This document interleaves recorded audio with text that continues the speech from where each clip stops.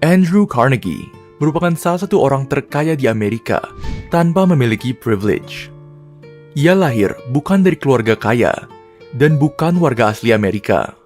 Carnegie lahir dan tumbuh hingga remaja di Skotlandia. Sang ibu bekerja serabutan sebagai pembantu rumah tangga. Sang ayah bekerja sebagai produsen alat tenun manual. Saat itu, industri tenun berkembang pesat hingga membuat usaha ayah Carnegie bangkrut karena tergerus teknologi tenun yang lebih canggih. Tidak adanya penghasilan membuat keluarga Carnegie memutuskan untuk merantau ke Amerika dengan harapan mempunyai kehidupan baru yang lebih baik.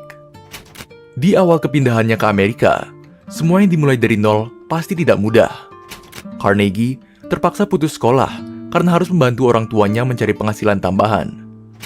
Carnegie kecil bekerja sebagai kurir untuk Atlantic and Ohio Telegraph Company di kota Pittsburgh. Melalui pekerjaannya itu, ia menghafalkan nama-nama orang yang mengirim maupun menerima telegram sebagai usaha untuk memperluas koneksi. Saat usia 17 tahun, kemampuan Carnegie semakin terasa di bidang telegraf.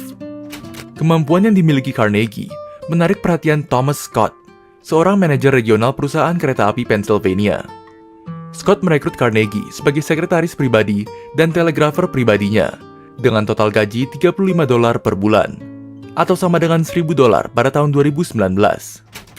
Saat terjadinya Perang Saudara Amerika, ia keluar dari posisinya dalam perang dengan membayar $850.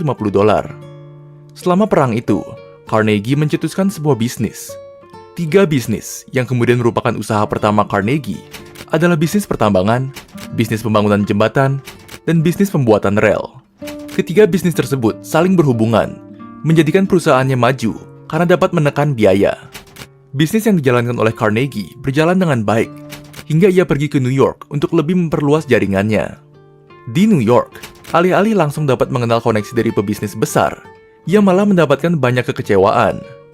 Menurut Andrew Carnegie, New York adalah tempat para bajingan. Kemudian, ia menuliskan sebuah catatan. Saat ia berusia 35 tahun nanti, yaitu 2 tahun kemudian, ia akan pensiun dan akan membuat dunia lebih baik. Namun, catatan itu tidak terpenuhi. Pada tahun 1856, Henry Bessemer menemukan penemuan baru yang kemudian diberi nama Bessemer Converter. Ia menemukan penghancur baja berbentuk buah pir. Alat itu memungkinkan untuk membuat gedung pencakar langit pertama di dunia. Carnegie dengan insting bisnisnya bergerak dengan cepat membangun pabrik produksi baja pertama di Amerika. Ia mempekerjakan insinyur dan arsitek terbaik dalam negeri untuk mengembangkan bisnisnya. Ia juga selalu update tentang perkembangan teknologi agar bisa melakukan efisiensi dalam operasional bisnis.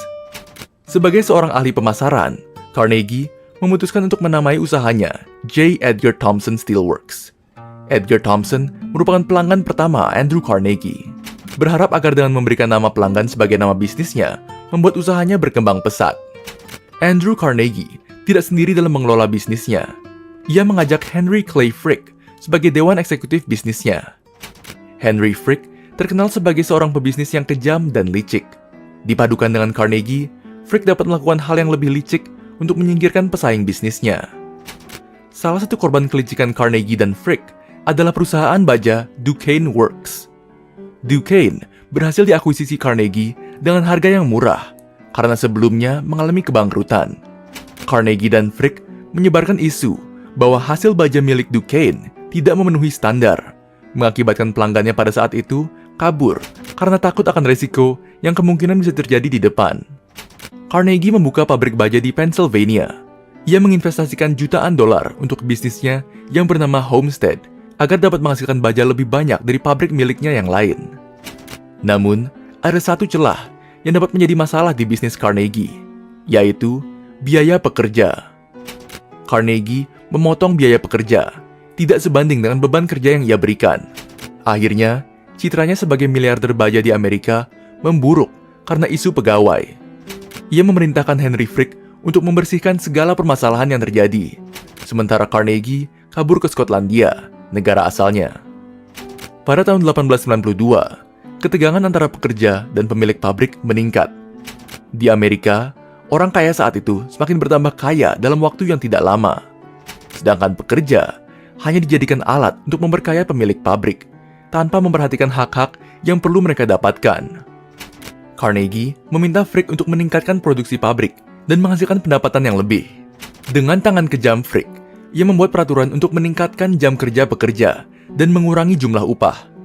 Frick juga mengurung pekerja yang menolak segala kebijakannya. Pada tahun 1898, tingkat kematian pekerja di pabrik mencapai 9%. Frick akhirnya mencari pekerja imigran yang dikenal dengan biayanya yang lebih murah. Masuknya pekerja imigran ini dikawal oleh pasukan Pinkerton berjumlah 300 tentara. Di dalam pabrik Homestead, setelah masuknya pekerja imigran, terjadi pertempuran antara pekerja dan pasukan Pinkerton.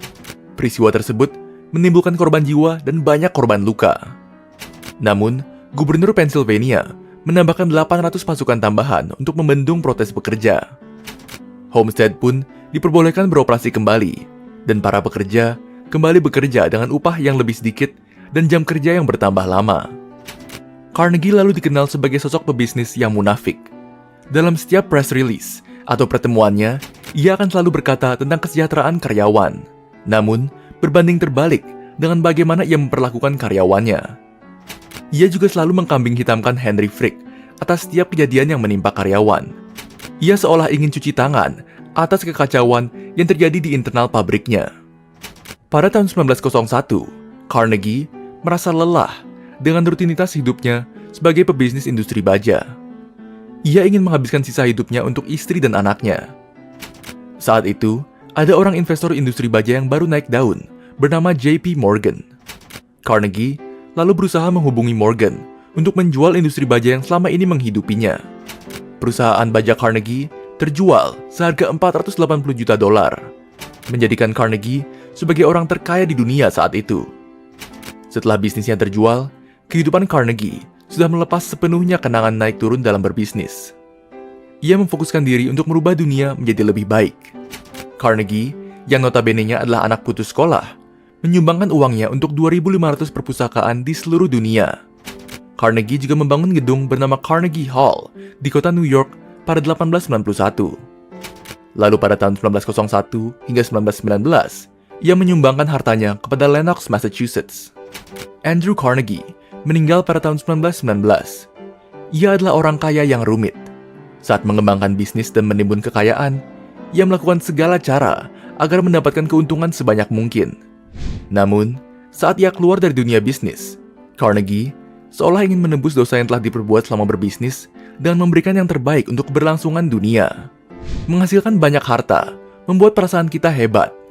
Namun, memberikan lebih banyak harta kepada yang membutuhkan memiliki manfaat yang jauh lebih baik.